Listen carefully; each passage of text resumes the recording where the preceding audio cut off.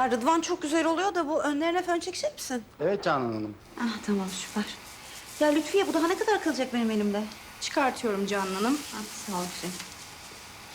Bayağı güzel oldu ha. Akşam davete geliyorsunuz değil mi?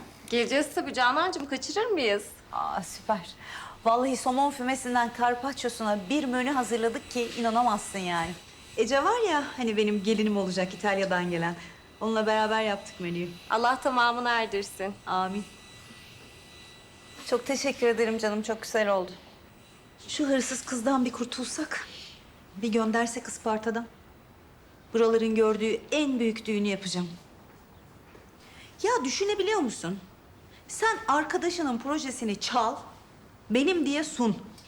Sonra tabii işten atılıp buraya geldikten sonra ay ben bu projeyi Isparta'da uygulayacağım diye git ancak bizim zavallı köylü kadınları kandırmaya çalış.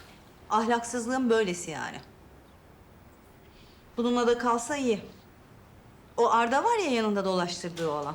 Hem ona hem benim oğluma kur yapıyor. İkisini birden yani. Canan, Fatma Ana? ayıp değil mi? Günah değil mi ha? Gencecik bir kıza koskoca kadın iftiralar atmaya sen utanmıyor musun? Ama huylu huyundan vazgeçmez değil mi?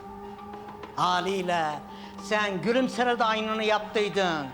Onun da vebalini aldıydın. Sıra şimdi kızına mı geldi? Sana Fatma Ana diyoruz. Saygıda, hürmette kusur etmiyoruz.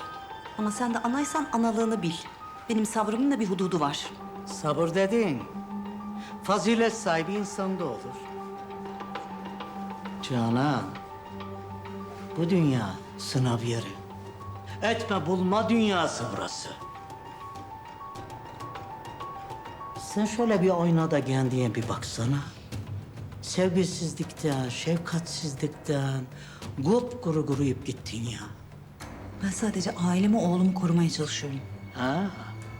Aileni korumak demek, başkasının ailesine onurunu, gururunu yerle yeksan edip ayaklar altına almak değildir.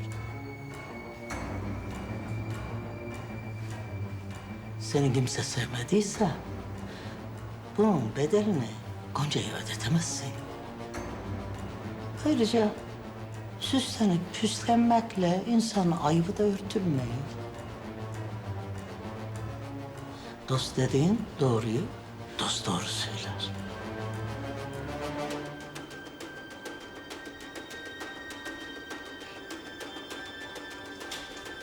Bırak, bırak.